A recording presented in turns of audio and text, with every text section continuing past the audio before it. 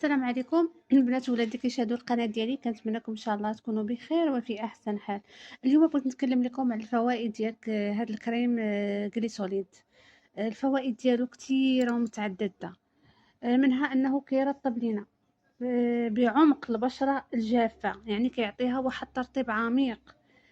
كذلك يهدئ لينا كل الالتهابات اللي كتكون عندنا في الجلد ديالنا، وكيجدد لينا الخلايا ديال الجلد ديالنا، وكيعطي البشرة واحد النعومة، واحد الحيوية، واحد الليونة.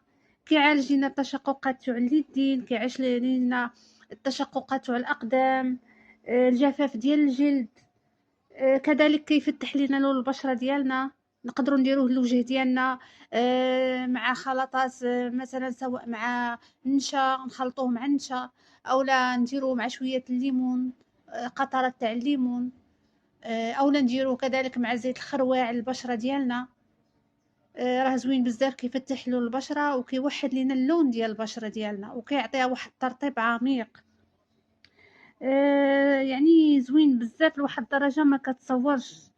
يعني كيرطب لينا بعمق داك الجلد اللي كيكون جاف عن الجفاف ديال الجلد ديالنا، وحتى الجسم ديالنا نديروه، راه كيدار حتى الجسم.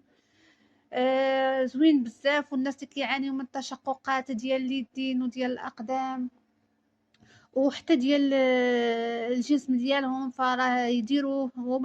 ويستحسن اننا نديروه جوج مرات في النهار، يعني نديروه جوج مرات في النهار باش نلقاو واحد النتيجه اللي زوينه بزاف. وإلا درناه مع النشا أولا مع قطرة تاع الليمون كنديروه للبشرة ديالنا، الوجه ديالنا. بزاف تاع الناس كيقول لك لا ما ديروش للوجه ديالكم، ولكن هو راه عادي. يعني راه ملي تقراو عليه وتعرفوا الفوائد ديالو وداك الشيء، راه كتلقاو بانه ممكن نديروه لبشرة الوجه ديالنا. الا كان الوجه ديالنا ما فيش توحد اللون ديالو، وبغينا نفتحوا اللون ديالو، راه ممكن نديروه. كما قلت لكم كيجدد لينا الخلايا ديال الجلد ديالنا، كيقشر لينا داك الجلد الميت، كيعطيه واحد البيوضه، واحد النعومه، كيفتح لينا اللون، كيهدئ لينا كما قلت لكم الالتهابات، وكيعطينا النعومه والاشراقه في البشره ديالنا. وممكن نديرو حتى الجسم كامل ديالنا، يعني نديروه ما فيه حتى شي مشكل. زوين بزاف. يعني كيحيد لينا داك الجلد الميت، كيحيدو بواحد السرعه. والناس اللي عندهم الكحوليه في الرجلين ديالهم اولا في اليدين ديالهم، راه كيقضي عليها، كيحيد لينا داك السميره اللي كيكون في اليدين.